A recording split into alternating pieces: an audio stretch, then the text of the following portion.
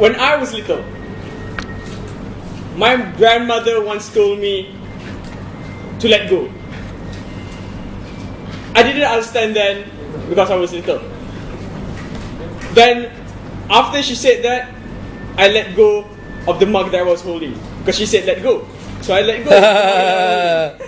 That's funny. No. Okay. But that's not a story. So the real story is, she told me to let go. Through time, I didn't understand what the phrase let go means. So through time, today, with my 10th and maybe last speech and also my graduation speech, I am trying to let go of something that I have been holding on for the past 8 years. It's the story about someone that I rarely talk about. Someone in my life that matters the least. He's not even my friend. He's not even my family member right now. So, ladies and gentlemen, I'm talking about my very own father, Mr. Haji. Tuan Haji Zorin bin Abdul Ghani.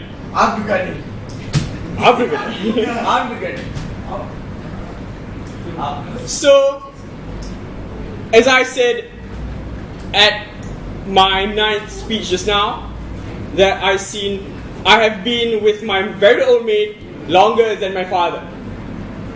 True. I have been with my father for only 10 years and with my maid for 13 years. So, I still remember the story like it just happened last night. The first night and the first and last time ever that I heard my mom quarrel with my father. For your information, the number 29 in my family is either a good luck sign or a bad luck sign. The 29th of September is the day that my mother and my father got married. On the 29th of November, my mother's and my father's firstborn, which is Najiha binti Zorin, she died when she was still young, around 3 days old, by a heart failure. Yeah. So that's the third one. So the second one, the third one is the born of my elder brother, the 29th of August, and also my very own birthday on the 29th of May. And also the number 29 still is stuck in my mind, and also the day that my father and my mother was declared divorced, the 29th of October. So let's start with the first and also the last time my mother and my father quarreled. It was a very dark night. Of course, it's night. Yeah. It was raining really heavily. Okay. My mother, I was trying to get some sleep for the next day. It was Sunday the next day. Then I heard bottles being broken, things being falling down, And the thing that was the loudest was the sound of my mother screaming to my father. The words that she said was confidential, of course, I cannot tell you. It was something really private, sorry. That's too private. Right. Okay? But that marks war between my mother and my father. The next day, I went out for playing with my friends, football with my friends. And a neighbor, which is 10 doors, Who is? 10 doors away from my house, said, "Who went into your house last night? Did a robber went inside your house?" And I said, "No." "So what was all the ruckus?" I told that it was my mom. Oh, and that neighbors told me, "Oh, okay, then you continue playing." Then on the 26th of October is the first day that my mother and I, and also my brother, went to court. With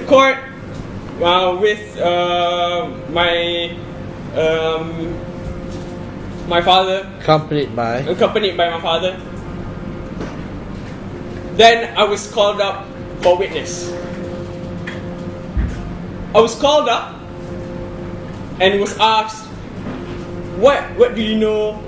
Why did your parents fought?"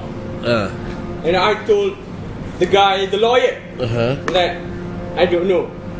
I just heard that my mother and my father were fighting one night, and then that was it.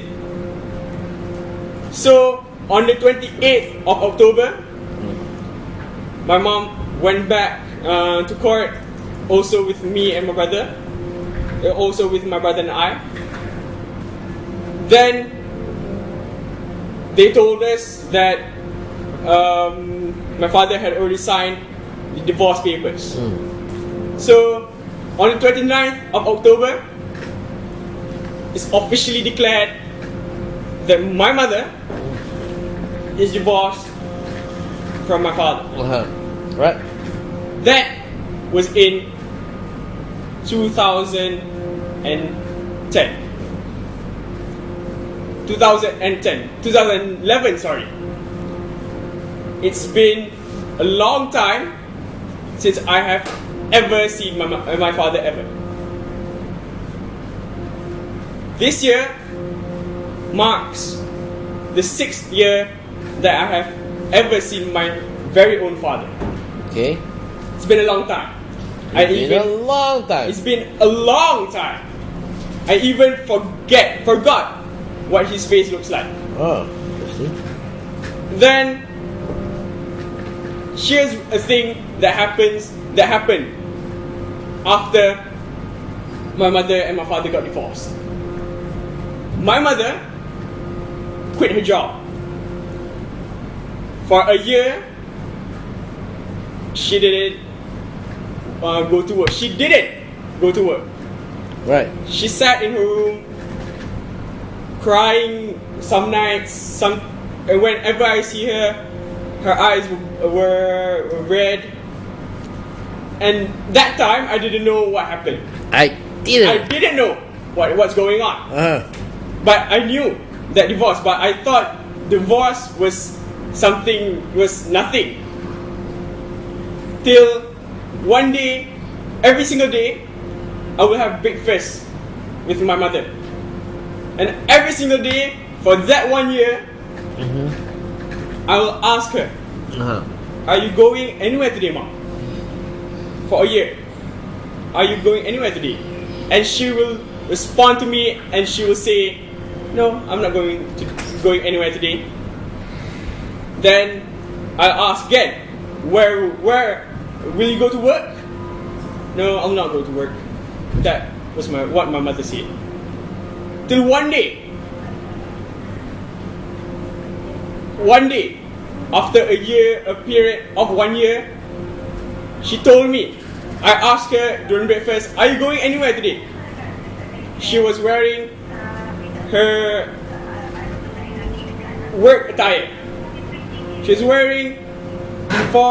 ready for an interview. Not an interview, for an offer to go to UMW, a company called UMW. Okay. She was offered lots and lots of companies, such as Rolls-Royce offered her, Mercedes-Benz offered her a job there, even Honda offered her a job there. But she declined every single time they asked her for a job. Okay. So one day, she accepted a job in UMW. Now, she have overcome what has happened in her life. She overcome that my father, Zorin, is nothing to her anymore, and he is not a barrier that keeps her from doing what she loves. And what she loves is making her children happy. Now, she is working still at UMW, the company called UMW, and her pay is now, that I know, is about 30,000 ringgit a month. That is what I know. So, there's a lot of things that I gained from my very own story. I gained that the first thing that I gained, that I will never, ever in my entire life that will try to become my father.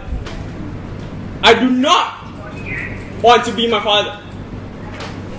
When I grow up later, I want my children to know who their father is, and know their father who he really is. And that is why I do not want to become my father. Then the second thing is that my mother,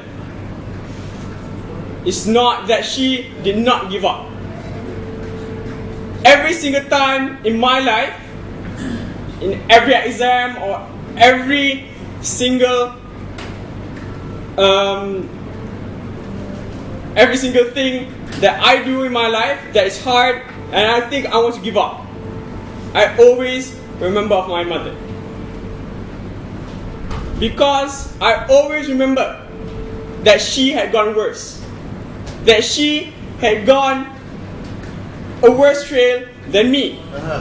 Then I always try to pick up from my mistakes. Right. And never to give up. And the third and last thing is that my grandmother was right. Letting go is the best thing that someone can do. Letting go of something in you can lighten yourself. Can be liberating. Can be liberating. And believe me, it's awesome. Thank you. Therefore, That's all. therefore, I hope. Oh, okay. Sorry. Therefore, I hope that everyone can get inspired by my story